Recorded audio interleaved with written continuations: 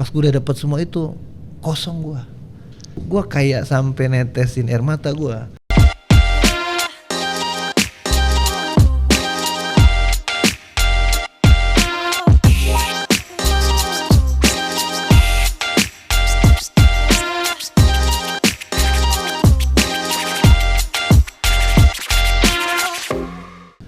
Jadi gue punya anak gue si Nino ini sampai umur anak 5 tahun nggak pernah gue bawa sholat Jumat, mampus. Nggak pernah sholat Jumat bareng. Kan muslim ya, muslim. Namanya Windu versi muslim nih. Windu Wibisana tapi muslim. Biasanya Windu sangkain gue banyak nyangka agama Hindu, enggak, gue Windu muslim.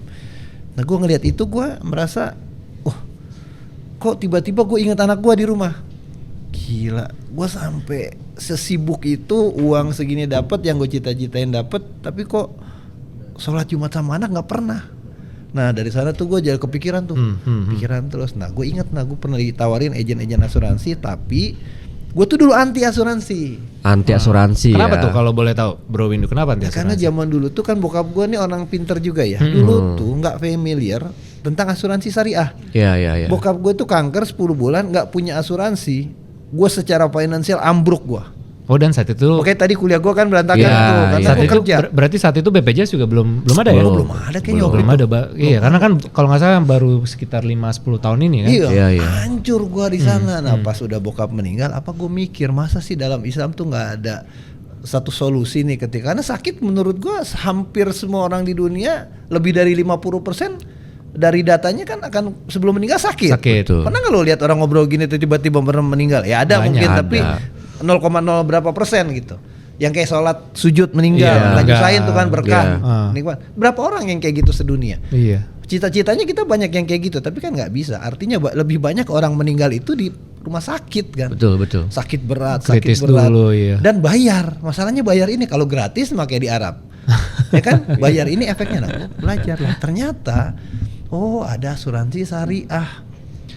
Nah akhirnya gue teredukasi bahwa ini ada sebenarnya satu produk. Jadi ketika tadi gue direkrut orang tadi di di kantor gue fitness terakhir, ada lebih dari 5 orang, hampir 10 orang tuh rekrut gue, nawarin gue bisnis asuransi. Bukan asuransinya tapi bisnisnya ya. Bisnisnya. Oke. Nawarin gue, tapi masalah semua yang gue tanya nggak ada yang bisa jelasin. Ini ada yang syariahnya nggak? Karena yang nawarin gue ini 10 semuanya non muslim. Ya wajar ya nggak ngerti. Karena memang di zaman itu juga belum banyak kali belum banyak. Belum banyak kayak asuransi syariah. Tapi kesadaran gue udah ada karena dari orang tua gue. Orang tua gue nggak mau bikin karena menurut dia haram ini. Masih belum ada fatwa jelas kan. Memang sampai saat ini kan asuransi yang dibolehkan untuk umat Islam ya cuma syariah. Nggak ada di luar itu karena serem lah. Penjelasannya nanti ada. Nah dari sana akhirnya gue ngeliat pas gue tahu ini bisnis bagus, cari tahu lah gue gimana ya, ada nggak sih bisa asuransi yang syariah? Oh ternyata ada, walaupun masih unit bisnis. Nah baru akhirnya ya udah ketemu bini gue punya anak buah, dia ternyata di asuransi, dilihat dia orang marketing yang sukses di kantornya, income-nya sampai puluhan juta, 40 juta juga, tiba-tiba resign jadi agen asuransi. Nah itu trigger gue pertama. Jadi trigger pertama gue tuh ya itu dia.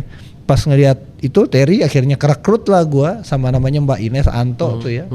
Akhirnya gue dia bawa leadernya namanya Pak Indra Nadine. Nah, akhirnya gue lihat ini satu bisnis yang pas gue lihat dan syariah value-nya. Dari awal-awal tuh gue udah tertarik syariah dan akhirnya ya sudah gue nyemplung di bisnis ini. Wah gila tapi Jay ya gue menarik sih. Gimana ya lo ngelepasin satu pekerjaan yang sudah sustain ya kan? Gede dengan gaji besar, terus kemudian dengan link network yang artis dan orang-orang besar. Iya. Itu stepping stone yang menurut gue berani banget ya. Berani banget. Artinya lo ninggalin itu terus untuk memulai bisnis yang Bro Windu tahu ini masih gue tahu ini bagus tapi kan ibaratnya harus ada dari nol lagi gitu. Dan yang dipilih tuh fokus di syariah. Yang di mana tuh kita tahu dulu tuh asuransi itu kebanyakan orang konvensional. Artinya kan tantangan itu cukup besar ya. Dan sebegitu yakinnya untuk benar-benar fokus di asuransi jadi orang gila namanya. Iya. Gila Pak. Lo harus gila berarti lo. Nah, artinya gini, iya benar sih gue memang kalau misalkan hidup itu kan taking risk ya, mengambil resiko kan ya. Tetapi gue kalau jadi posisi Bro Windu hari itu gue mungkin nggak berani. Tapi coba deh Bro Windu jelasin sedikit ya. Maksudnya apa yang disebut gila tadi? Nah disebut gila tadi terus kenapa lo bisa ngelihat kenapa Bro Indo bisa ngeliat kayak gue yakin nih gue bisa dapat lebih, kemudian value apa yang akhirnya lo bisa ninggalin kehidupan lo yang Bro Indo yang udah sustain ini untuk mulai dari nol lagi. Ya. Nih gue tanya dulu sama lo ya, gue kan teman banyak saat itu, keluarga banyak, dan tahu karir gue di mana. Itu dari sekian puluh orang, dari gue dan Terry dan istri gue, yang kalau ditanya gue masuk bisnis asuransi atau gue tetap, tidak ada satupun manusia nih sekeliling kita di antara gue berdua yang dukung gue jadi asuransi. Makanya gila. Lingkungan nggak dukung ya, nggak dukung. Sampai ya. orang tua gue, orang tuanya Terry, semua orang yang gue tanya nggak ada. Lo gila, lo ngapain? Iya lah, mulai dari nol lagi. Nggak ada. Nah, udah. jadi yang tadi gue bilang trigger pertama adalah waktu sih. Pertama waktu pas gue lihat gue kayaknya udah terlalu jauh. Dulu gue pekerjaan tuh udah jadi kayak menuhankan kerja gue. Lebaran kedua gue pulang kerja. Gue waktu sama istri ketemu hanya seminggu sekali, itu paling Sabtu malam 1 jam 2 jam, berantem juga karena nggak pernah ketemu kan. Ini workaholic nih Jay. Workaholic. Jadi ada uang tapi nggak ada waktu. Nah, ada uang nggak ada waktu, pergaulan semua yang gue pengen kan di doa tuh ada. Cuman gue salah dulu. Iya kan, salah kali doanya, ada yang kurang nih. kurang spesifik, lengkap. kurang spesifik kayaknya. Nah akhirnya gue lihat, gila semua orang nggak ada. Nah tapi gue tuh dari dulu orangnya seneng ambil resiko. Lo tahu nggak? Gue 3 kali, ini contoh-contoh aja ya. Gue 3 kali lihat rumah, 2 kali lihat rumah, gue langsung bayar apa tuh namanya? DP. Apa sih, tanda jadi apa? Ya, down payment. Dan apalah pokoknya bayar tuh yang 30 juta gitu ya. Panjer. Gue hari ini lihat rumah. Panjer Betawi banget ya. Panjer. Jadi ini ditontonnya mau Iya. Oke. Nah gue kayak gitu, lihat bayar langsung. Besokannya di hari kedua, besok lihat lagi rumah gue sekarang, gue bayar juga langsung. Nggak pakai mikir ya? Gue orangnya responsif, gue mikirnya cepet. Menurut lu salah nggak kayak gitu? Nggak juga sih. Kita ambil satu keputusan yang akhirnya misalnya gue besoknya gue ambil keputusan lagi, karena dari data tuh ya, dari psikolog, setiap hari tuh kita banyak banget kemungkinan kita untuk ambil keputusan yang bisa benar atau salah. Tapi cluenya orang-orang yang sukses itu, dia ambil keputusan itu cepat dia. Iya benar. Gue jadi ingat kata-katanya Steve Jobs ya. Steve Jobs dia bilang ada quotes, gue nggak tahu Steve Jobs apa mungkin Jeff Bezos, antara itulah ya. Jadi kalau misalkan kita sudah mengumpulkan informasi sebanyak 60%, maka kita harus buru-buru nge-decide. Karena kalau kita nungguin informasinya sampai 90%, most likely keputusan itu sudah terlambat. Gitu. Okay. Jadi memang nggak nunggu sampai 100% ya, Bro Windu ya. Yes. Nggak nunda lah ya. Nggak nunda. Ibaratnya dia ngambil resiko. Mungkin informasi yang dia dapat udah cukup menurut dia, menurut Bro Windu ya. Akhirnya mungkin bisa deh. Kita harus melibatkan insting. Betul. Itu insting itu Allah itu kasih, nggak bisa tidak terlihat tapi bisa dirasakan dia. Nah jadi dari sana akhirnya gue masuk sini karena gue lihat tadi Van, satu, keluarga gue dalam masalah nih kalau nggak cepet-cepet. Gue sama bini bisa bahaya nih hubungan keluarga gue, anak-anak gue juga bisa bahaya.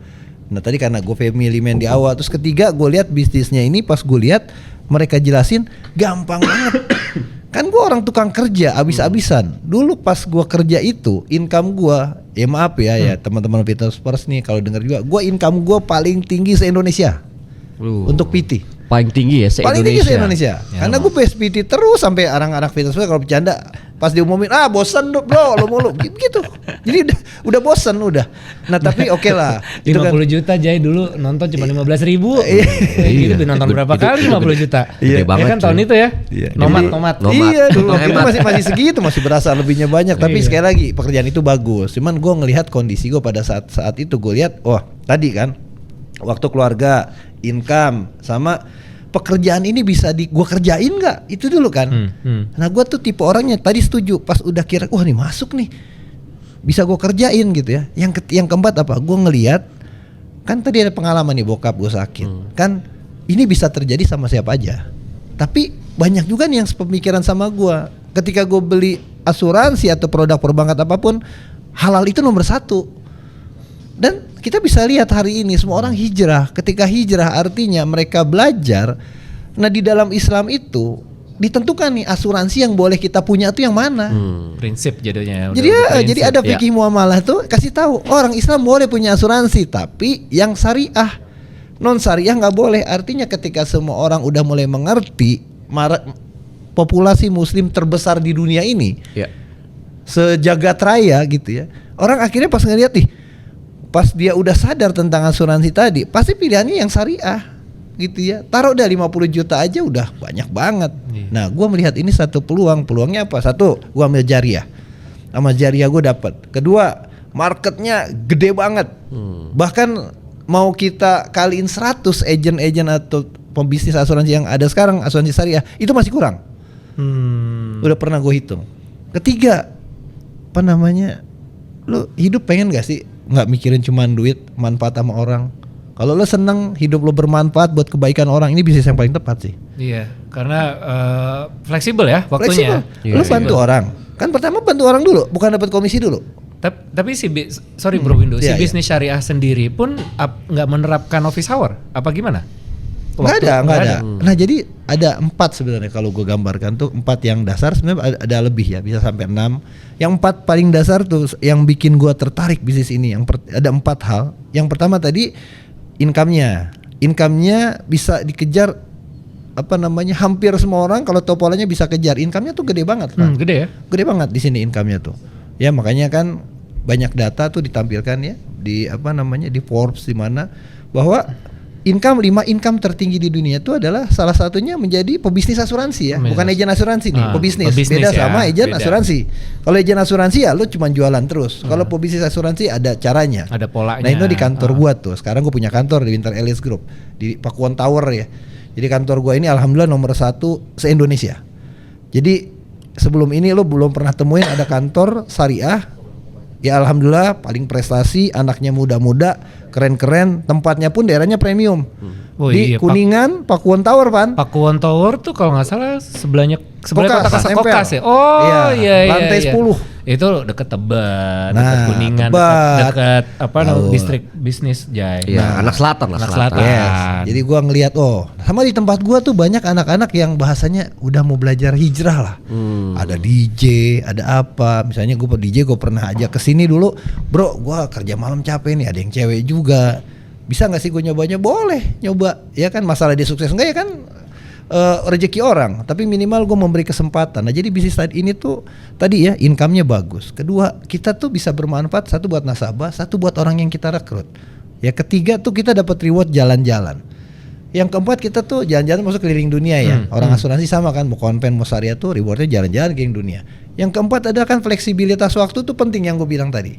Ya kayak kita sekarang kan, quality of life itu, kualitas hidup itu salah satu faktornya itu adalah fleksibilitas waktu. Iya. Karena kalau ini nggak ada, lu nggak bisa dibilang hidup lu kualitas. Iya. Ya kan? Jadi teringat cerita gue akhirnya anaknya Bro Windu udah diajak sholat Jumat bareng dong, bisa jalan sekarang ya.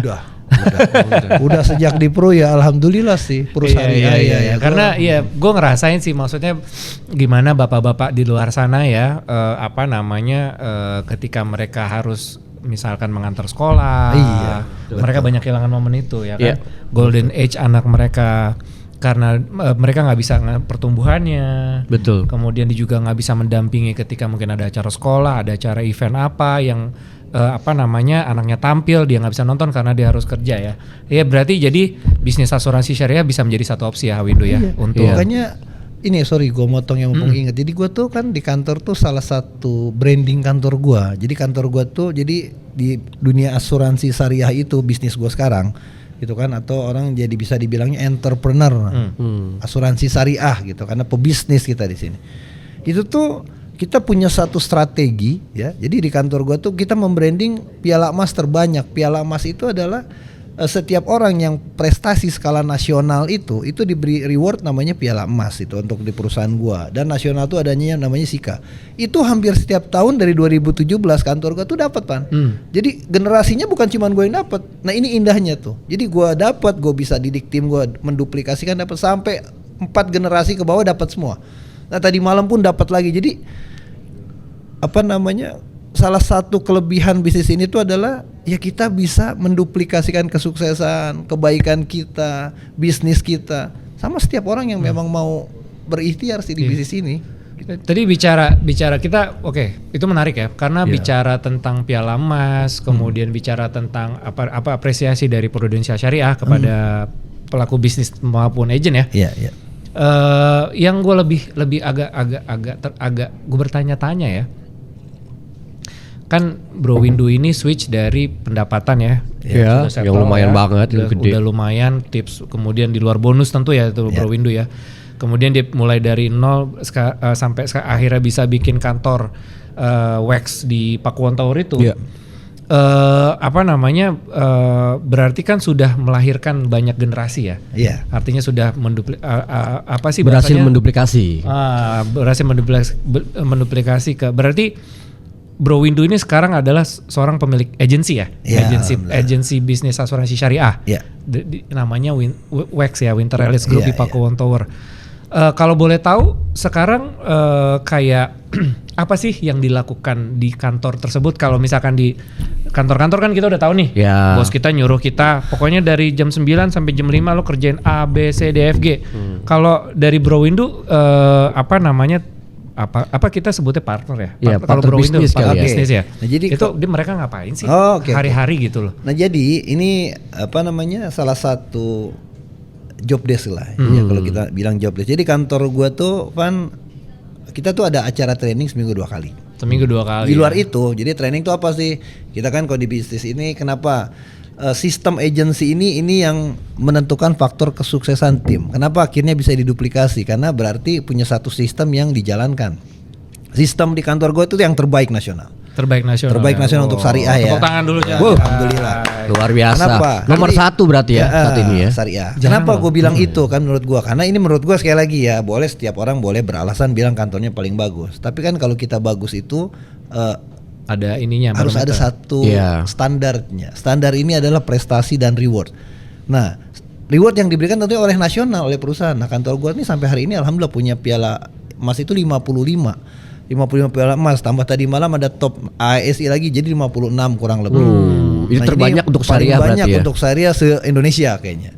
Gitu ya. Nah, ini artinya apa? Berarti gue melihat kan kalau lu juara sendiri keren, tapi kalau lu bisa menciptakan juara-juara sampai 50 gitu. Kan bukan kebetulan. Nah, ini yang gue jual kepada orang. Jadi training tadi mengajarkan gimana cara berpakaian, cara berkomunikasi, produk itu apa, gimana cara menjelaskan sampai dengan cara trial closing, handling, banyak hal. Nah, di sini kita punya modul-modul tuh sangat terukur, sangat simple. Setiap minggu itu ada Senin Jumat, minggu depannya Senin Sabtu. Jadi ada waktu training. Di luar itu di kantor gua tuh ada kegiatan-kegiatan, ada kayak podcast tiap hari, orang boleh gunakan buat meeting, buat bikin konten, buat apa, jadi sangat kekinian gitu. Jadi media sosialnya tuh berjalan gitu ya. Dan kita investasi di sana. Nah, terus di tempat kita juga setiap leader itu kan ketika dia udah posisi tertentu dia punya hak untuk mengeksplor skillnya gitu ya, terus menentukan karakter timnya. Nah, ini punya ruangan-ruangan yang boleh dipakai gitu. Silakan, free, kita yang siapin semuanya. Oke, jadi Bro Windu di kantor WEX itu Jai, dia udah menyiapkan tempat lah. Tempat untuk training, karena kan basicnya orang datang dengan gelas yang kosong ya. Iya. Bro ya, dengan gelas yang kosong, kemudian misalkan dia akhirnya memutuskan untuk berbisnis asuransi syariah, gue harus mulai dari apa sih? Ya kan? Semua kan diajarin dari nol. Diajarin dari nol. Gila, menarik ya, karena menarik banget. Karena gue sendiri pertama yang gue tertarik ya, yang gue suka dari Bro Windu ini, dia melihat salah satu value-nya adalah waktunya yang fleksibel. Artinya mereka bisa mungkin teman-teman ya yang menyaksikan bisa jadi salah satu opsi nih ya. Salah satu opsi untuk waktu yang fleksibel. Kemudian tadi disebutkan juga sama Bro Windu bahwa income termasuk salah satu yang terbesar ya. Terus kemudian toolsnya sudah disiapkan oleh Bro Windu di kantor. Kemudian untuk product knowledge dan yang produk prudensial syariah, product knowledge, kemudian toolsnya sudah disiapkan di kantor.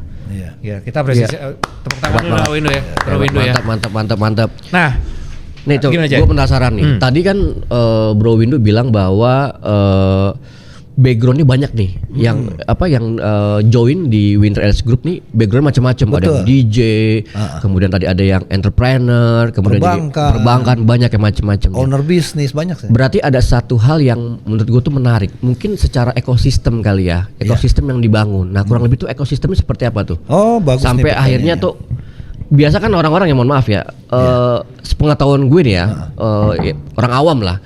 Kayaknya tuh jadi pebisnis gitu ya, asuransi kayaknya adalah pekerjaan yang levelnya paling bawah lah.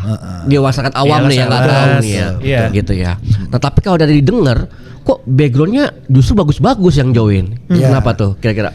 Oke, ini bagus pertanyaan. Jadi gini sih, ini salah satu visi gua dari 2013 melihat bisnis ini gitu ya. Jadi 2014 akhirnya gue gabung, gue melihat visinya bahwa jadi saat itu ya, awal-awal gue bisnis asuransi itu gue belum pernah ketemu lihat kantor yang fokus syariah. Orangnya tuh keren-keren, prestasi, backgroundnya tuh menengah atas secara pendidikan, secara ekonomi gitu ya, secara pergaulan itu menengah atas. Sekali lagi bukan saya bilang yang di bawah itu nggak bagus, bukan. Tapi kan ketika kita bisnis kita harus punya satu hitungan, kita harus punya satu kriteria gitu ya, yang menurut kita secara bisnis ini bisa tumbuhnya cepat. Nah saya milih kriteria yang tengah tadi, menengah atas. Kenapa? Nah gimana caranya supaya orang-orang bagus ini berkumpul ya? Gue sadar bahwa ekosistem ini, teman-teman bisnis apapun, kita bisnis apapun deh, lu mau bisnis apapun, kalau ekosistem lo nggak bagus, sorry ya, lo nggak bakal jadi bisa bertahan lama. Karena dalam pondasi bisnis gue pernah buka kelas gitu, gue pengajar Prudensial Syariah juga, gue juga advisory boardnya Prudensial Syariah, gue juga di MES juga Dewan Pakar gitu ya. Jadi gue memang fokusnya tuh di kesariahan lah, bisnis syariahan. Jadi bisnis apapun yang lo kerjain hari ini itu tergantung seberapa kuat pondasinya maksudnya. Pondasi itu salah satu pondasi yang paling kuat dalam bisnis ada ekosistem. Lo jago jualan hari ini, lo pas masuk kantor ekosistemnya negatif, lo nggak bakal lama pasti. Iya. Kalau kita nggak betah lah ya. Nggak bakal lama. Kalau kita pondasinya nasi padang. Yes. Iya. Kalau nasi padangnya kurang ya kan. Iya. Nah, iya kan. Sama tuh. Jadi kalau pondasi kita nggak bagus, bisnis pasti nggak bakal jangka panjang. Nah sekarang gue pengen bisnis gue ini jangka panjang. Makanya gue sering di acara materi gue ada Burj Khalifa, gue kasih analogi tentang bangunan-bangunan yang kuat, semuanya tuh hubungannya dengan pondasi. Nah pondasi dalam bisnis ekosistem. Gimana caranya kita dapat ekosistem bagus? Yang pertama letak kantor. Pengaruh nggak menurut lu? Sorry ya. Lu letak kantor lu di satu tempat yang rawan. Muara Karang gitu. Murah banget. Gak Muara Karang juga Pak. Kalau Muara Karang buat bisnis kan bagus. Mungkin kalau buat bisnis nggak semua orang cocok kan. Iya. Ada jalan. Misalnya lo sales kantor lo di Muara Karang, mau ketemu orang bawa ikan. Misalnya gitu kan. Tapi kalau buat bisnis ikan oke. Jadi kriteria bisnis gua tuh harus di pusat kota. Di pusat kota. Nah jadi tempat strategis. Yes. Kedua, ketika tempat strategis tadi akan mengundang orang-orang bagus itu bisa mau coba datang dulu. Jadi banyak agent di awal tuh coba-coba kok. Gua langsung dari awal, gua langsung ini bisnis ratusan juta. Ada yang bisa, tapi itu hanya 1%. Tapi kebanyakan orang lihat dulu, tes ombak dulu, lihat kantornya asik juga ya, seru juga ya, gitu kan. Terus sistem trainingnya, sama role modelnya. Kalau lo pengen kantor lo didatengin orang bagus, selain tempatnya bagus. Strategis gitu ya. Terus punya sistem yang bagus, ya. Role modelnya kan. Butuh misalnya, tokoh. Iya, sorry ya misalnya gue cerita sedikit, nggak maksud sombong tapi gue memotivasi, menginspirasi. Salah, tipis-tipis.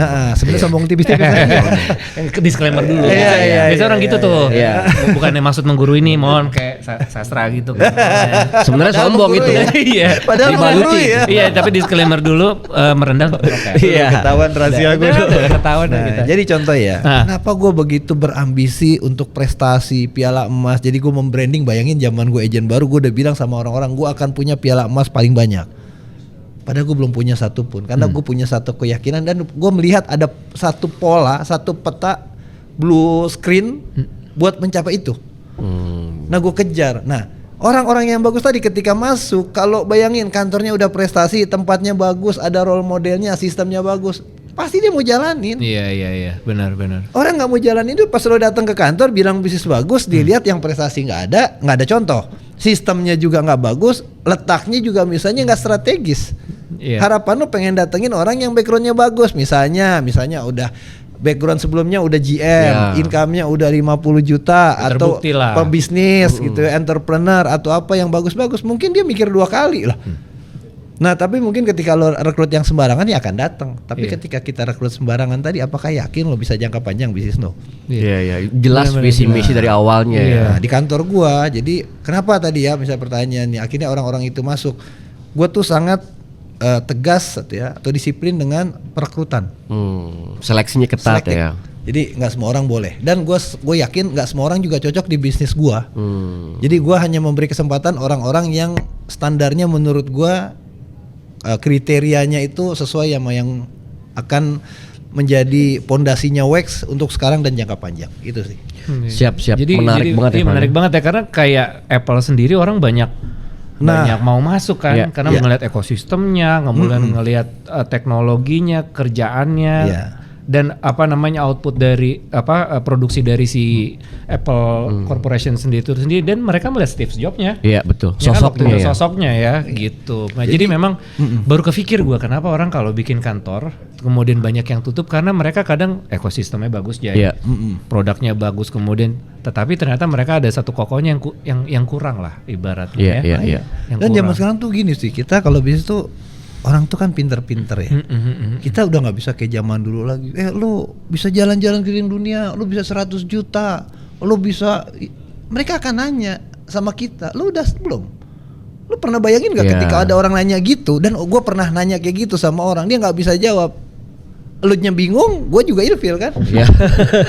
Kata dia, gue bisnis bagus mas, bisa 500 juta sebulan, gini. Gue tanya, lu berapa tahun? 7 tahun, income lu berapa?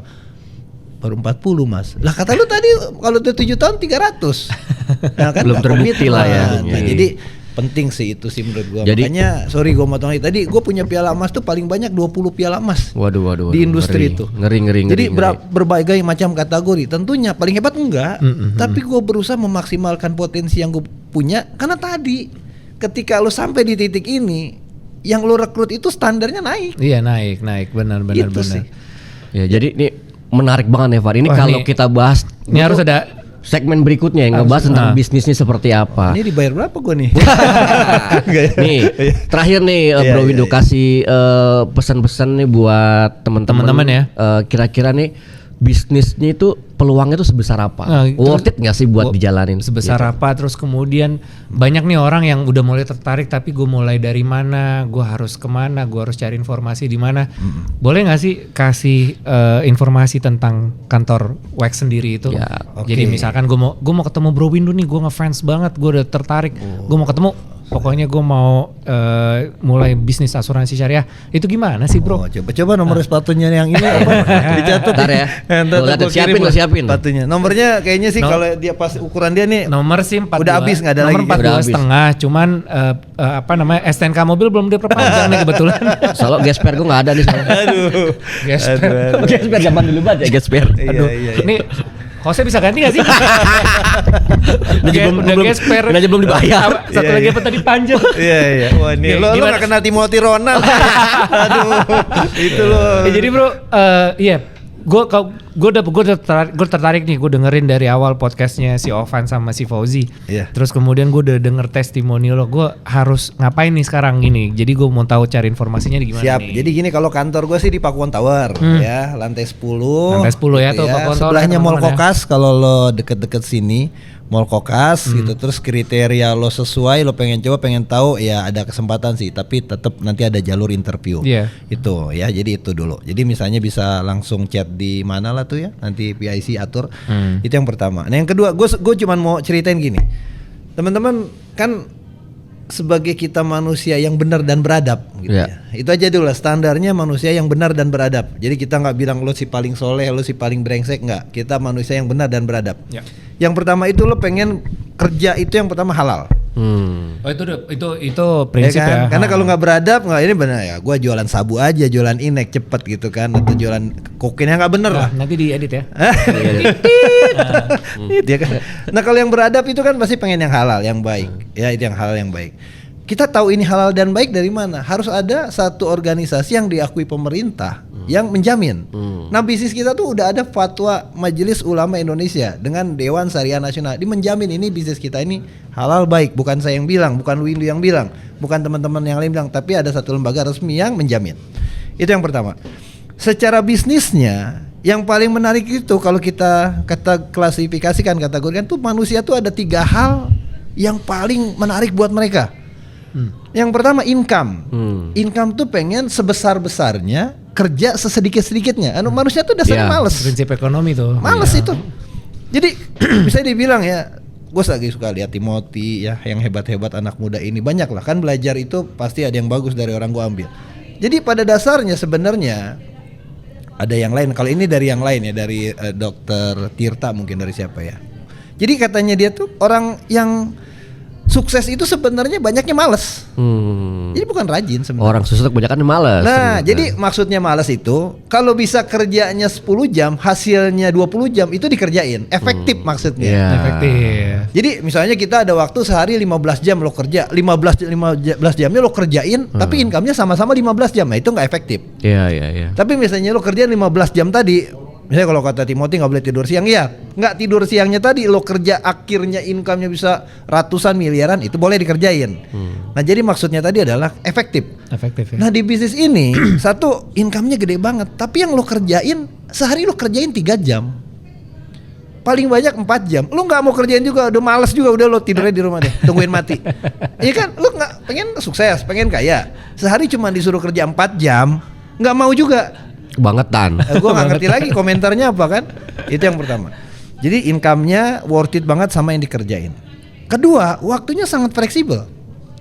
Jadi hukumnya kita makhluk sosial, manusia itu hidup itu kenapa banyak orang stres bunuh diri di luar negeri, akhirnya semua berantakan tuh karena nggak ada kualitas waktu dia. Iya benar. Jadi makanya kalau di agama Islam itu bahkan diajarin sama Nabi Muhammad ya, bekerja itu bahkan sebelum malam udah pulang ya, kalau nggak salah ya. Jadi sebaiknya tuh nggak sampai malam, karena ada porsinya waktu Allah, waktu ibadah sama waktu keluarga gitu. Ada haknya badan juga. Ada haknya badan istirahat. Betul. Jadi sampai kalau bisa tuh sebelum gelap udah di rumah sama keluarga. Di rumah tuh sampai tuntunan itu diajarin, misalnya pagi tidur itu secara spesifik di Islam itu dijelasin misalnya. Nah, jadi fleksibilitas waktunya dapat. Ketiga, pernah nggak dengar di satu suratnya Al-Quran kita disuruh berkeliling dunia melihat, ya pernah nggak Ustadz Opan nih? traveling ya. Itu ada Quran, coba silakan browsing. Harus lihat keindahan Allah nih di muka bumi nih, di negara-negara lain, traveling namanya. Pilihannya lo mau bayar sendiri atau lo mau dari bisnis ini. Nah, dari bisnis ini tadi dapat income-nya, fleksibilitas waktunya, sama lo dikasih healingnya tuh gratis dengan kualitas yang sangat bagus. Dan banyak lagi. 3 ini aja dulu deh. Masalahnya ini semua dibungkus. Sorry ya, kalau kita hari ini udah jadi miliarder, miliarder aja, ada satu bisnis yang lo nggak pakai modal, dibanding lo pakai modal, potensi income-nya bisa tadi yang lo dapetin 3. Nggak usah gue yang ngajar. Coba lo pikirin lo mau milih yang mana? Iyalah. Lo mau pakai modal, dapat ini, atau nggak pakai modal, dapat ini? Nggak pakai modal. Udah pilih aja. Silakan teman-teman pilih yang di rumah. Lo mau pakai modal, dapat ini semua, atau lo nggak pakai modal? Udah pilih aja. Habis nih teman-teman banyak yang ngantri nih ke Winter Group nih. Waduh. Kalau gitu aja sih kalau gua. Ya memang buat semua orang nggak. Ini buat yang nyampe aja. Yang nyampe aja lo bisa lihat gunung emasnya, lo siap bekerja, tujuannya yang penting yang baik-baik buat keluarga, buat apa ya. Itu aja sih dari gua. Tipsnya adalah semua bisnis tuh nggak bagus. Yang bagus tuh bisnis yang lo kerjain. Wow. Itu aja. Mantap banget. Tuh kalau kata siapa pemain bola gini nyampe tuh. Oleh Romani. Ya, jadi tadi bisnis apa tadi? Bisnis tiga bisnis yang bagus. Bisnisnya bagus adalah yang bisnis lo kerjain. Yang lo kerjain. Iya, percuma. Iya. Jadi kalau lo punya ide bisnis nggak lo kerjain ya, walaupun sebagus-bagus apapun akan sia-sia. Ini Jay, kita kayak masih kurang ya. Waduh, nggak akan habis kalau dikulik. Nggak akan habis. Ini udah hitungin dolar nih kalau udah nih, dolar nih. Bahaya. Iya, kita sendiri terima kasih sekali lagi Bro Windu. Semoga kita bisa ada sesi kedua ya, karena menurut gua sendiri aja ya, ini suatu pengalaman yang kita nggak bisa share dalam satu kali sesi aja. Betul. Ini harus kita bongkar lagi, kita harus mulai, karena ini menurut gua hanya surface-nya aja, hanya permukaannya doang. Kita kasih spill tipis-tipis kalau bahasa anak sekarang tuh ya. Kasih spill tipis-tipis tentang bisnis asuransi syariah gitu, tentang Winter Elites Group. Nanti bagaimana teman-teman misalkan mau lebih tahu lebih banyak, kita nanti akan ada segmen-segmen berikutnya. Jadi nantiin terus di channel kita terus. Ya, terima kasih sekali lagi Bro Windu. Terima kasih untuk, Bro Windu kehadirannya. Terus apa namanya? Gue pribadi banyak banget dapat insight bagus ya, insight bagus tentang peluang bisnis apapun itu ya, apapun itu selama mau dikerjain, ya kan, mau dikerjain halal, terus kemudian apa namanya bermanfaat, ya. Sekali lagi terima kasih Bro Windu. Insya Allah kita bertemu di lain waktu, teman-teman. Di WX Channel tetap stay ya, insya Allah banyak banget informasi tentang terutama kita di bisnis syariah. Terus kemudian bagaimana nanti banyak kita juga undang-undang apa namanya orang-orang yang atau tokoh-tokoh yang menginspiratif. Semoga nanti di tayangan-tayangan kita, di channel kita teman-teman bisa banyak belajar aja ya. Betul. Gitu ya. Saya pribadi Ovan mohon maaf apabila ada salah. Ya, saya Fauzi undur diri. Wassalamualaikum warahmatullahi wabarakatuh. Thank you. Terima kasih ya Bro Windu ya. Sama-sama. Terima kasih. Thank you. Amplopnya mana? Thank you.